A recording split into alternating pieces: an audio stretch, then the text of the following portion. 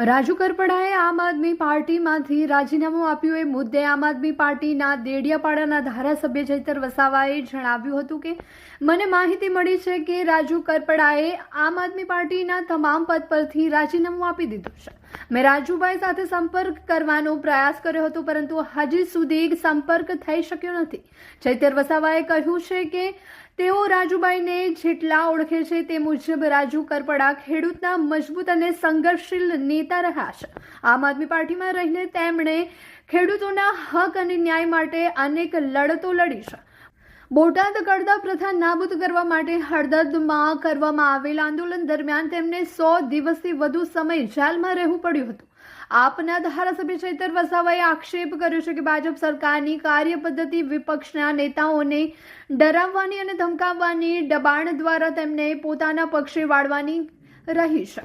આંદોલનને કમજોર બનાવવા અને તોડવાના પ્રયાસો સતત કરવામાં આવે છે। રાજુભાઈ કરપડાને મામલે પણ આવી જ નીતિ અપનાવવામાં આવી હોવાની શક્યતા તેમણે વ્યક્ત કરી છે, જેના કારણે રાજુભાઈએ રાજીનામું આપ્યું હોઈ શકે છે।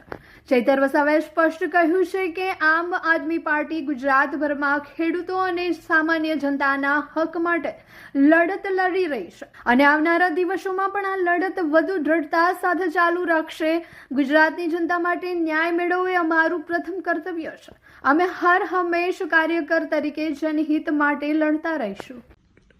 સમાચારના માધ્યમથી મને જાણવા મળ્યું છે રાજુ કરપડાએ આમ આદમી પાર્ટીના તમામ પદ પરથી રાજીનામું આપી દીધું છે। ત્યારે મેં એમને સંપર્ક કરવાનો પ્રયાસ કર્યો પણ એમની સાથે સંપર્ક થયો નથી। હું જ્યાં સુધી રાજુભાઈને ઓળખું છું ત્યાં સુધી એ ખેડૂતોના મજબૂત નેતા છે। આમ આદમી પાર્ટીમાં રહીને ખેડૂતોના ન્યાય માટે અનેક લડતો એમણે લડી છે। એમાંની એક લડત બોટાદ કડદા પ્રથા નાબૂદ કરવા માટે એમણે હળદરમાં આંદોલન કર્યું। એ દરમિયાન એમને 100 દિવસથી પણ વધારે જેલમાં પણ રહેવું પડ્યું। ત્યારે આ ભાજપ સરકારની નીતિ રહી છે કોઈ પણ વિપક્ષના નેતાને ડરાવવાનું, ધમકાવવાનું, દબાવીને કઈ રીતના એમના તરફે લઈ જવું, કઈ રીતના આંદોલનને દબાવી દેવું, આંદોલનને તોડી દેવું, એ જ નીતિનો ઉપયોગ એમણે આ વખતે રાજુભાઈ કરપડા પર પણ કર્યો છે। જેના બસ થઈને રાજુભાઈ કરપડાએ રાજીનામું ધર્યું હશે એવું મને લાગી રહ્યું છે। જે પ્રકારે આમ આદમી પાર્ટીએ પૂરા ગુજરાતમાં ખેડૂતોની સાથે રહીને જે લડત આખી ઊભી કરી છે, લડત આજે પણ આમ આદમી પાર્ટી લડે છે અને આવનારા દિવસોમાં પણ લડવા માટે આમ આદમી પાર્ટી કટિબદ્ધ છે।